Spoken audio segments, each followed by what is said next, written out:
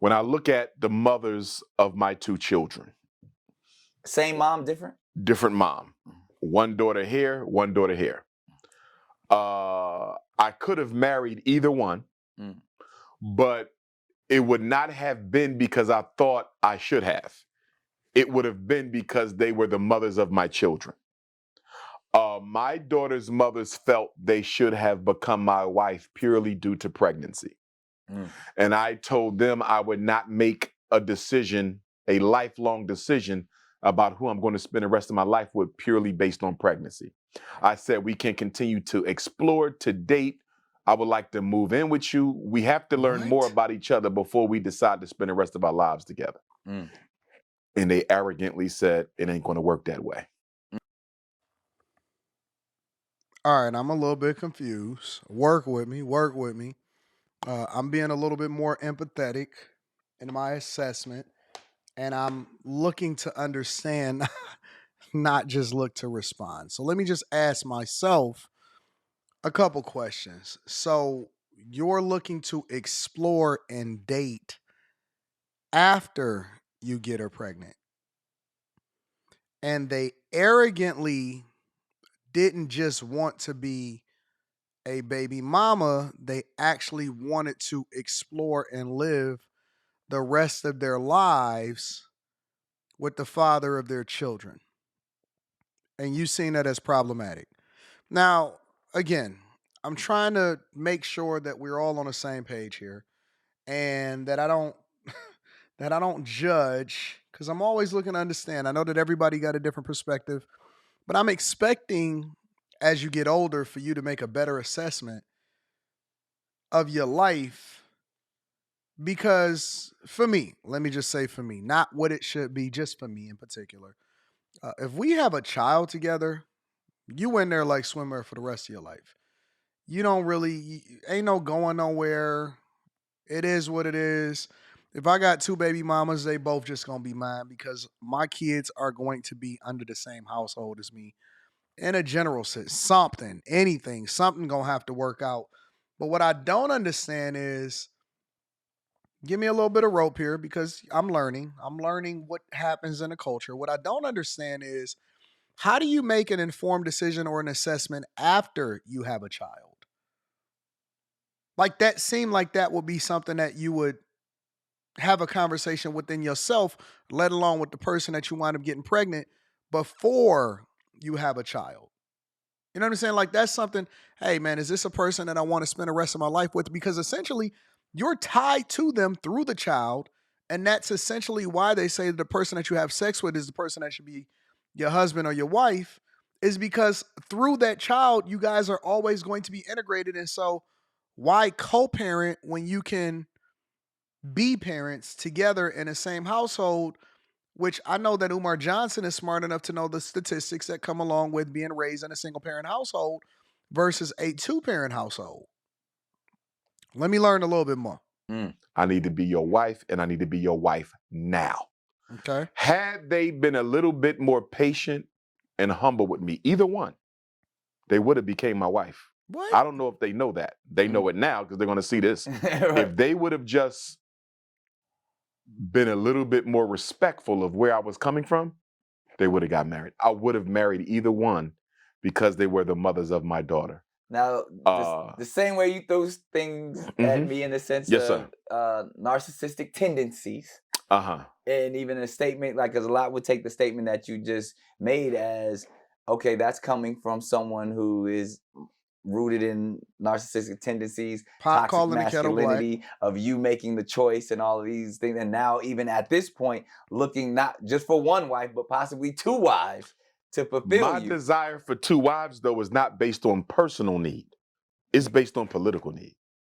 What? Let me explain. Let me explain. Let's go to a pastor at a church, right? Oh, okay. You First have a lady. mega church. Right. You have a mega church. You have your wife. And First then you lady. have your secretary. Okay, hold on. Wait. And I'm not knocking him for wanting his little two chicks or whatever. Whatever. Do you, big dog. You could try to justify it however you want to justify it. Play it however you want to play it. So if that be the case, then why not just take your two baby mamas. Because you know me, I'm an advocate for keeping families together.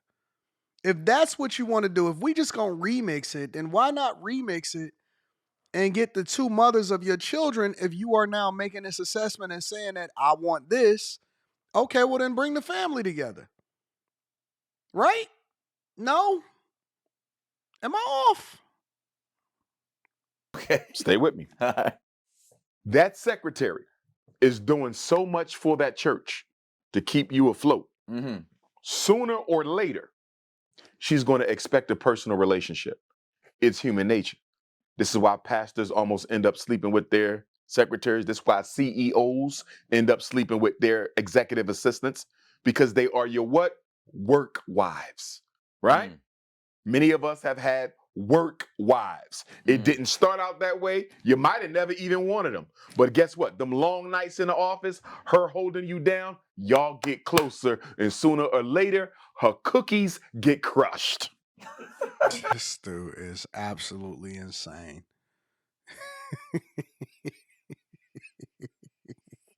He is not, respectfully, I don't look at Umar Johnson as the voice of black culture. I look at him as just a content creator, a very entertaining content creator. Should people take life advice from him?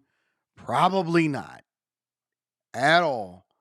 Like, he spews so much nonsense and he jump off the bridge. Just say, listen, dog, I don't really want my baby mamas. I don't have no D-discipline. And I want to do what I want to do when I want to do it. You sitting here trying to justify your mindset and your decisions. You don't have to justify yourself to nobody. Just do what you want to do, big dog. It's crazy. Cookies So, get crushed. I do not plan to cheat when I get married. I respect the institution too much. Okay. I know that one woman cannot help me hold down the movement I'm So building. you're gonna have shifts. No. So I'm not even going to play this game of hiring a secretary who's going to do all this work. Right. And sooner or later ain't going to reap the benefits of being the secretary. Okay. I'm coming in honest He and hiring realistic. a slave. Okay. He marrying a Political. slave. Wife one, wife two, because my wives won't just be wives. They're going to be workmates. We're working. We're building. So this ain't just let's just go to the honeymoon and let's go to the vacation. No, we got to serve the people. Well, why not 3 or 4? Because I will not be able He don't even know. to be emotionally available to 3 or 4 the way that they deserve. And so I'm not going to put those women So in how that can you say situation that with 2? The same way with 2. because 2 ain't difficult at all. And He crazy. He's smoking crack. He is out of his mind. 1 is difficult to be able to monitor and maintain and hold down, especially when you are. And again, it's not if you just a regular everyday person that just go to work and come home. I'm talking about a person that is very busy, very dedicated to your craft and your purpose. Man, is you insane? I don't know what he's talking about, bro. I can't turn it off. I can't stop watching a car crash. since there's very few heterosexual males who don't have at least 2 queens, I mean, that's just the reality of the world we live in. Dr. Umar being said it, not me. honest.